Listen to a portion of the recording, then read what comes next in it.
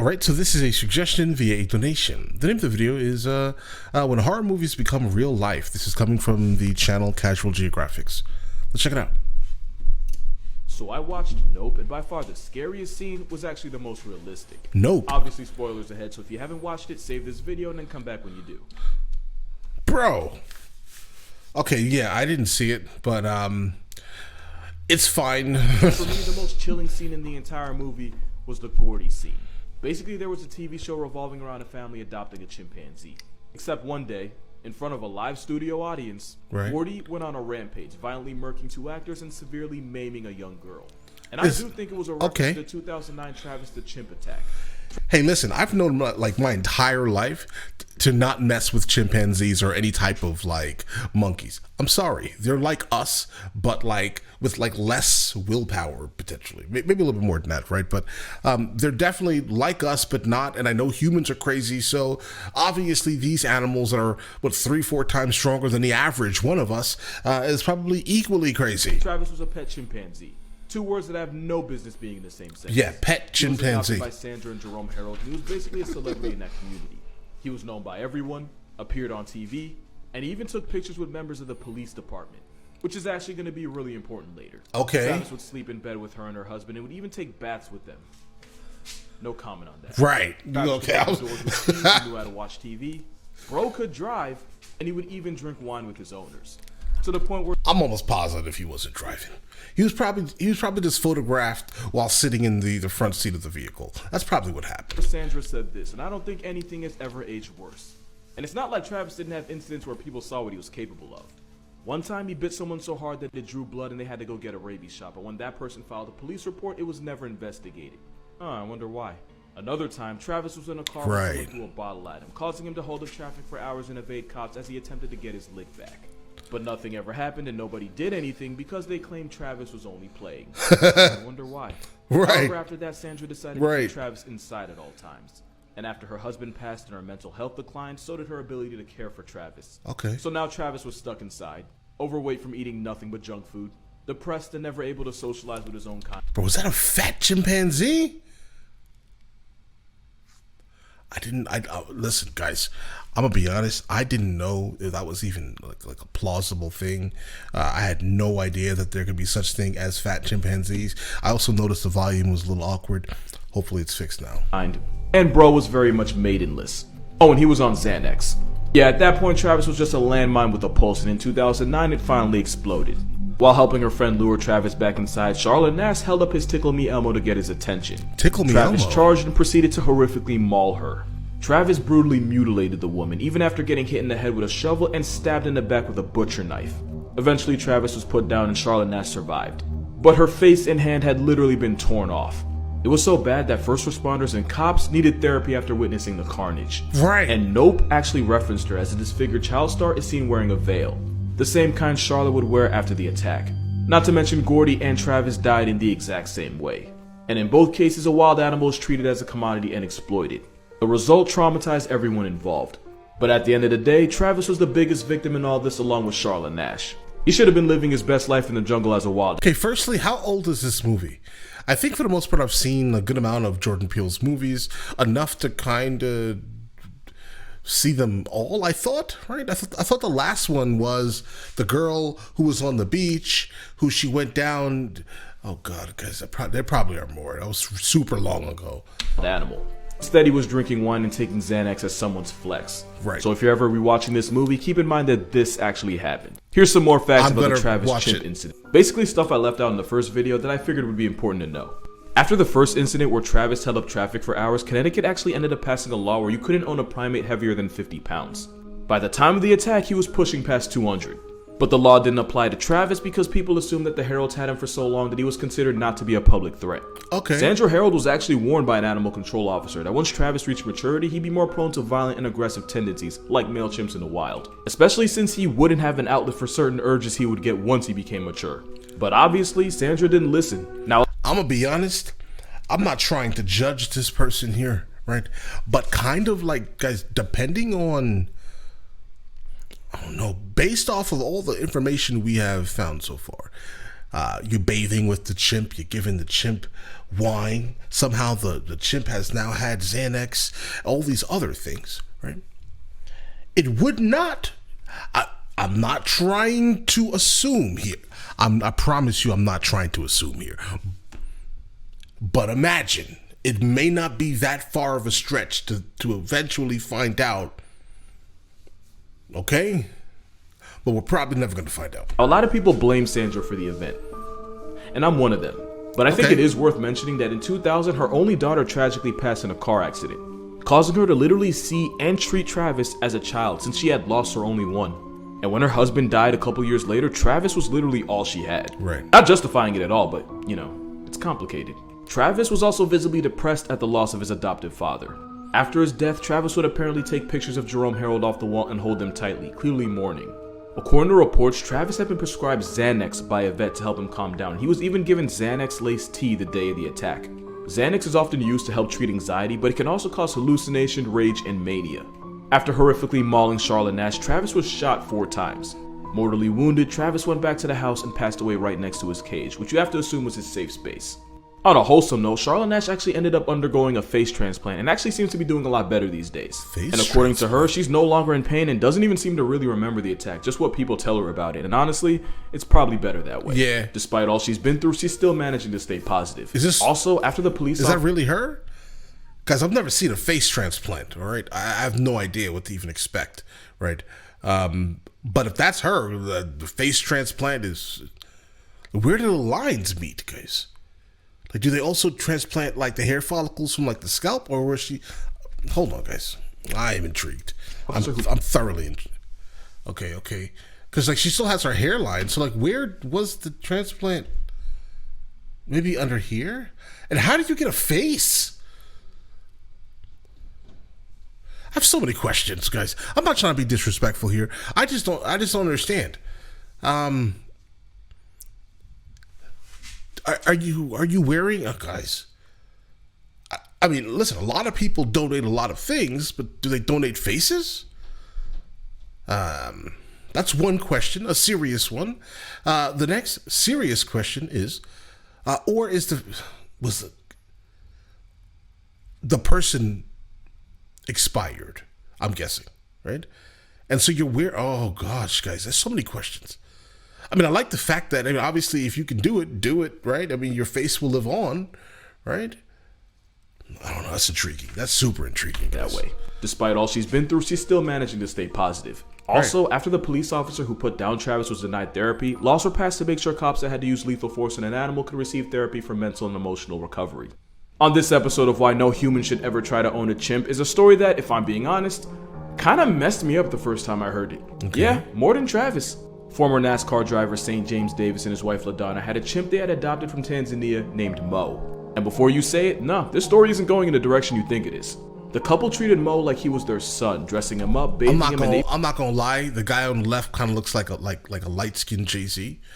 That's a little bit, maybe. Am I wrong? I feel like that could be it. It could be Jay-Z. Even taught him how to use the toilet. Mo was even the best man at their wedding. But after an incident in 1998 where Mo attacked and bit an officer, the couple were forced to give up Mo to a wildlife rescue center in California. But they loved him, and this didn't stop them from visiting Mo regularly. One day in 2005, the couple were celebrating Mo's 39th birthday and even brought him his own cake. So, important fact about chimps. Chimpanzee society works as a hierarchy, where low ranks are often bullied and forced to give up food to their superiors who get first servings. That structure is actually why baboons have become a real problem in parts of South Africa. You see, they tell you not to feed the baboons because when you do, not only are the baboons associating people with food, which is bad, it also means they start seeing all humans as low ranks and start expecting food, which is worse. This would be important for 2 reasons. Reason number 1, 2 other chimps saw the couple give Mo the birthday cake. Reason number 2, that was a really bad time for those 2 chimps to escape. The 2 chimps violently confronted them and one of them bit off LaDonna's thumb. And to protect his wife, St. James Davis put himself between his wife and the chimps. What followed was, without exaggeration, one of the most horrifically brutal attacks I've ever read about. The 2 chimps mauled and mutilated the man, and if you read about exactly how they did it, it didn't seem like the chimps were trying to end him. It seemed like they were actively trying to torture him. One chimp chewed his finger off while another gouged his eye out. In what seems like a common chimp move, they essentially tore most of his face off.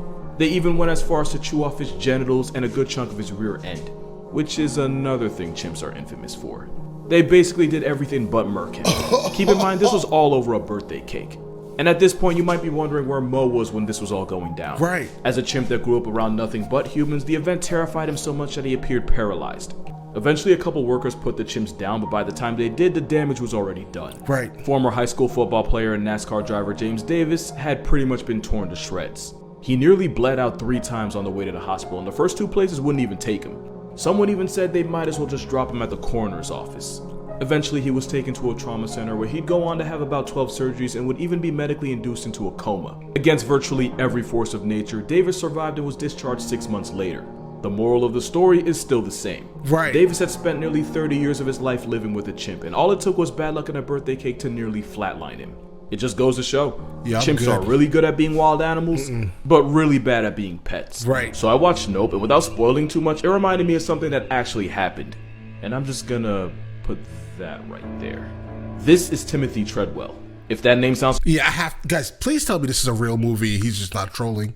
Guys, familiar, then you know what time it is. I think it's important to mention he wasn't like a zoologist or an educator or something. He was a dude that auditioned for Cheers and then lost out to Woody Harrelson. Okay. That caused him to spiral down the path of things I cannot talk about on here. Let's just say he had his demons and his demons had hands. But he turned his life around after going on a trip to Alaska with a buddy and observing bears up close. He decided right then and there that he'd dedicate his entire life to bears. Yeah. For over a decade, he watched, studied, recorded, and even directly interacted with bears. Guys, I'm sorry. I understand a lot of people love these like exotic animals. Like a lot of people in Dubai also, they for some reason think that it's a great idea to own lions and tigers, bro. I mean, you don't like life at all, do you? But a bear, that's a no. And I know from a recent video that we watched here on the channel that for some reason people also have bears. And that's, guys, I need you guys to like life just a little more than this, all right? Bears.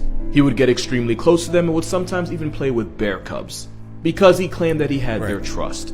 If you watch Nope, you know exactly where this is finna go. Now, I will say Treadwell did try to make I feel like this may be a sponsored video, guys. An impact by traveling all over as an activist trying to educate the public about bears and why they should be protected. But he also threatened their lives by getting way too close. And as time went on, he started getting cocky, which led him to do the unthinkable. So a little fun fact about bears, before they hibernate, they have to eat and put on as much weight as possible. The competition for food makes them 1,000 times more aggressive and infinitely more of a death sentence to be around.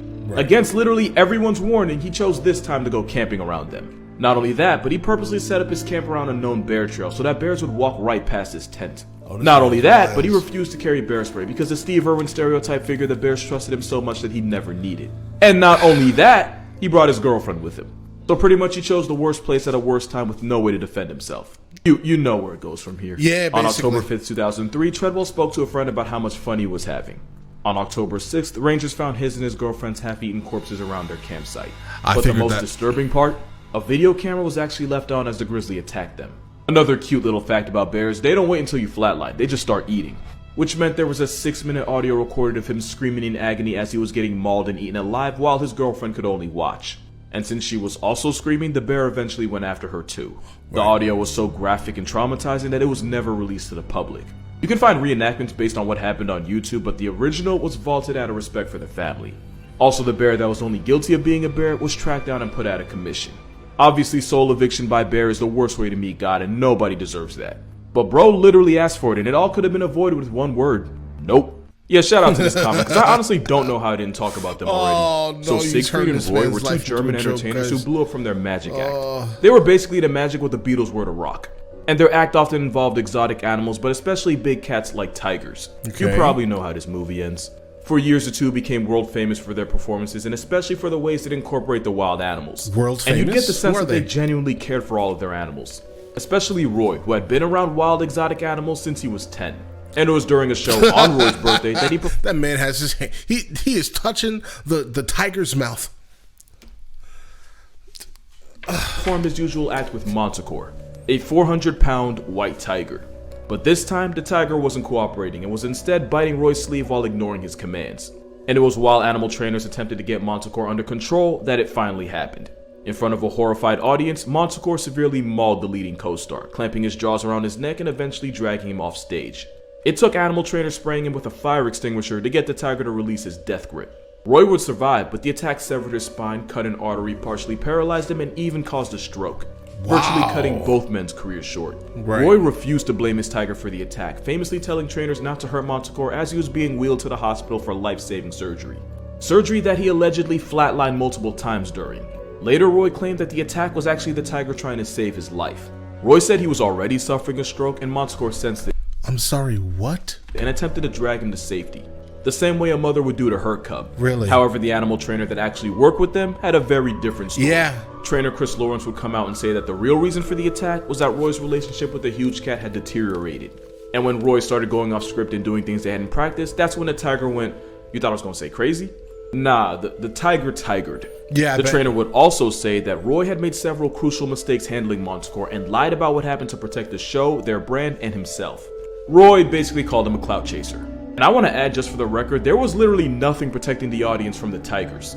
I mean, yeah, they were on a leash, but we're talking about an animal that solos that for a living. Your leash means nothing. But I guess after several years of performing... Look at that leash.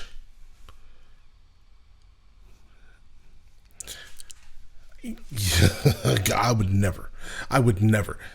So there's nothing protecting the audience from this absolute monster. Nothing? And you pay money to go see this? All right. Roy and Siegfried figured they had complete control over the big I'm judging cats. you. No spoilers, but major nope vibes. But yeah, long story short, Wild Animal went Wild Animal. But why am I bringing this up? Well, a couple reasons.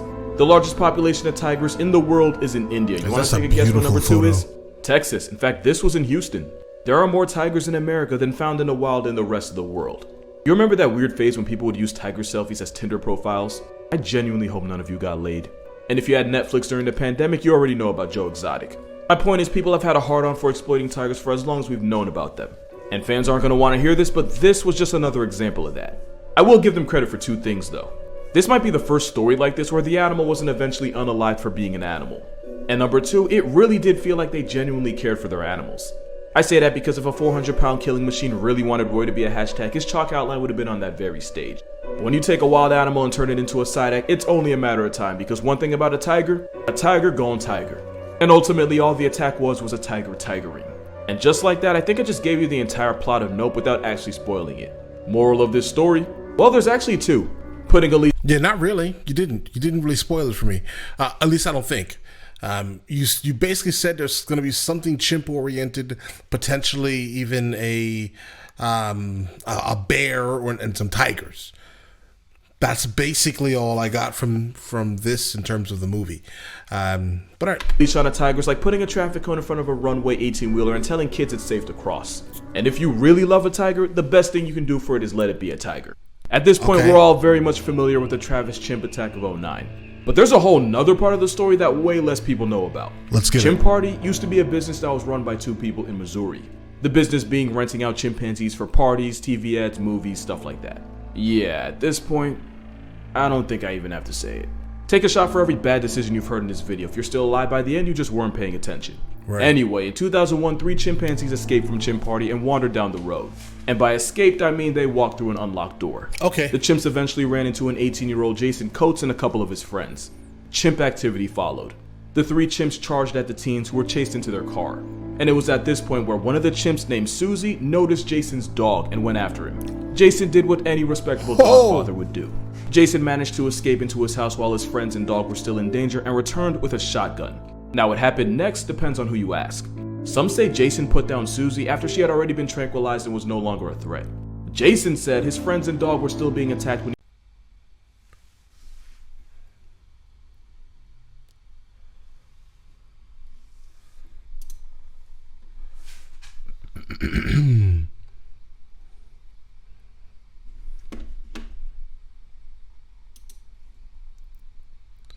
Is it the camera that's causing that issue? The 18-year-old even served 30 days in jail.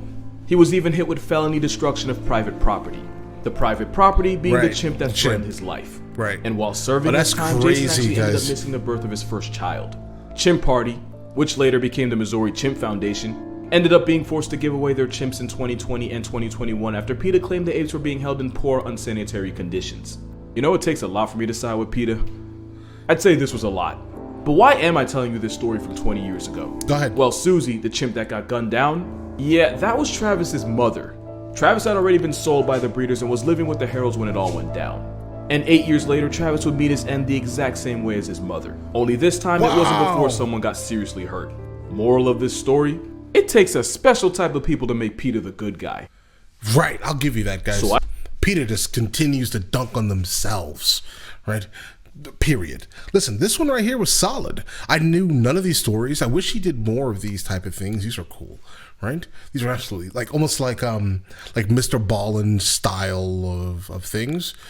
Do this exact thing, sir, right? But all right, listen, let me know in the comments on the next one of these from him that I should be checking out, and I will get into that as soon as I possibly can. All right. Listen, you guys all have an absolutely amazing day and enjoy your day thoroughly.